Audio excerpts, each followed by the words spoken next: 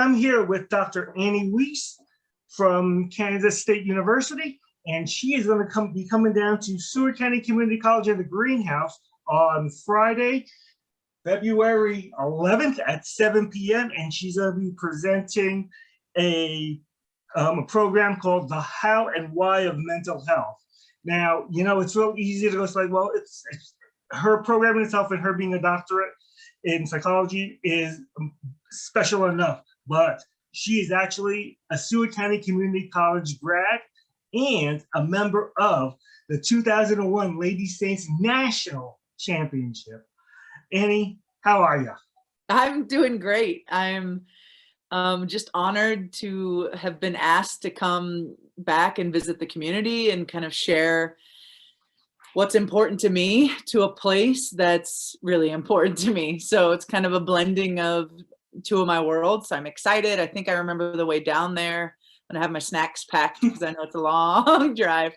But yeah, overall, I'm doing really well and I'm just excited to be chatting.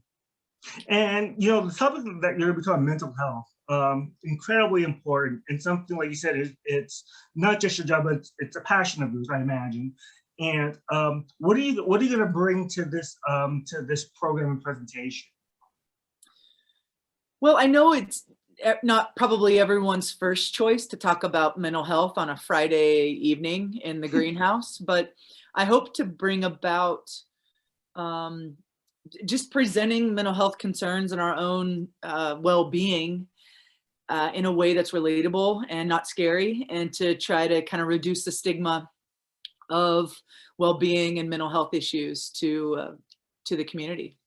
Yeah, I think it's incredibly important, especially over the past 2.5 years when we've had the pandemic.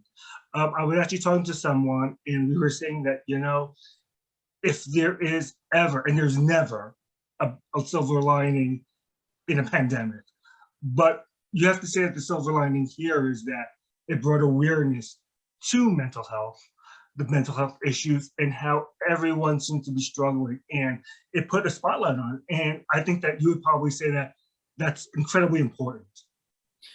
Absolutely. And I think, what I learned from the pandemic is really to pause and reflect on what's important. And, at the end of the day, at the end of your life, you look back, and I think what I'm gonna hope that I did was to be kind to others, to be kind to myself, to appreciate the people that matter in my life, and mental health is a part of all of that.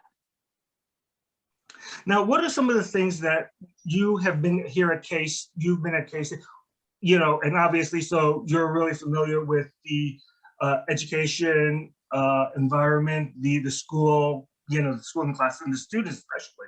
What have you been finding out how they've been coping mentally during the past 2 years?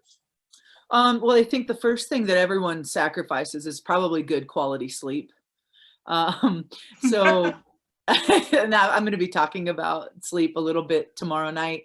Mm-hmm. So I think as humans, we want to avoid pain and avoid fear. And so we do that in a variety of ways. I know across the country, there's been more substance use, more suicidal thinking, and less sleep. And athletes are no different in their humanness and their desire to want to avoid hard, sad, painful things. So those are kind of some of the negative things.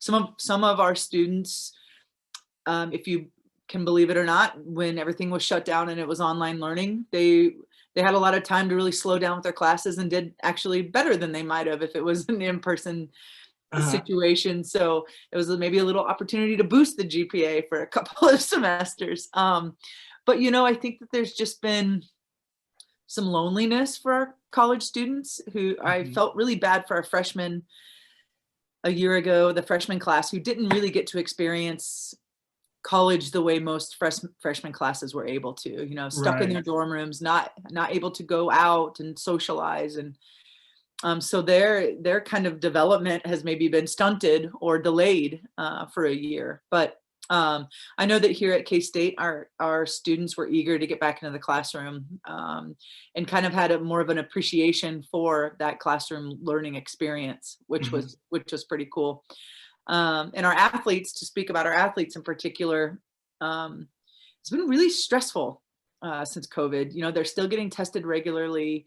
If you test positive, then, you know, all of your close contacts then have to sit, and it can be really debilitating to a season or to a career. So, you know, it's pretty stressful. Right. And you can definitely relate to that, being a former athlete. Absolutely. I mean, I tell these athletes now, you are the first athletes who have ever had to do this, ever. And there's no rule book for it. Your coaches don't know how to be an athlete during a pandemic. I certainly don't know how to be an athlete during a pandemic. So I have a lot of admiration and respect for these athletes who are just learning how to do this with no models or guides of how it's done. Right. And, you know, this event, which is free to the public, is going to be open to everybody. So it's not just students, but to the community as well. It could be high schoolers. There could be teachers out over there, a lot of educators. I know that actually a lot of educators are going to have asked about the program, want to come out, and actually hope that the program is going to be taped, because because you have a lot of information, I think, to give to them and to share. And I think that's just great. And again, you know, we're really so proud of you, Annie, and so happy that, you know, that you've actually, you know, decided to come back and keep this part of your you know, your life. You know, a lot of people can just go, but you've actually decided that you want to come back. And we really appreciate that. Oh, of course. And I really appreciate what Liberal and Seward County Community College has meant to me and what it gave to me. So I'm happy to give back any way I can. And I wasn't nervous until you started talking about all the people that are going to be here, Phil. So thanks a lot for that. I'll have to actively practice some skills on managing my nerves. And it will be a cool conversation, I think, because I have to find a way to make something relatable to 5-year-olds who might be in the audience to 85-year-olds who might be in the audience. So I think we're going to have a fun conversation. I find that usually the topic of mental health can bring up a lot of questions for folks. So I've talked, and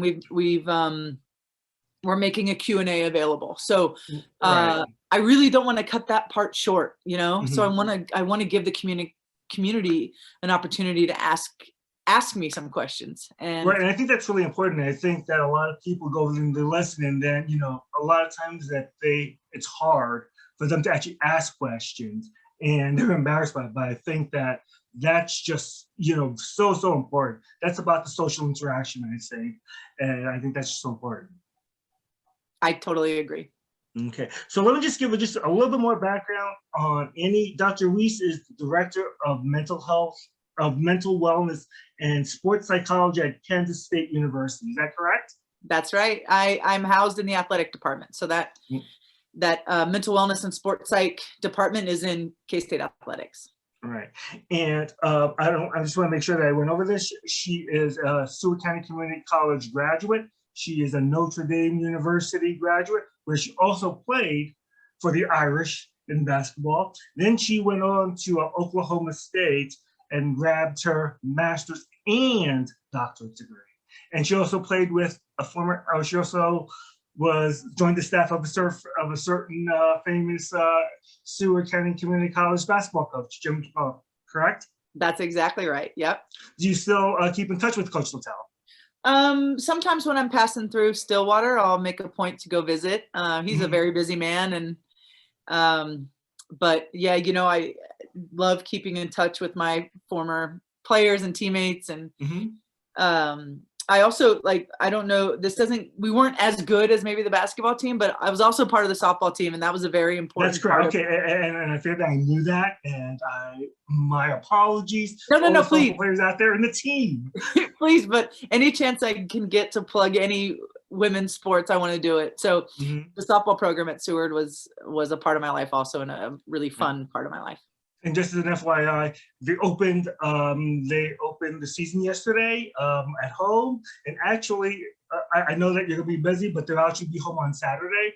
So maybe if you can catch an inning or two before you have to dart off, I know you do. This is homecoming weekend, so it's all great part on Friday, and then on Saturday night with the basketball games.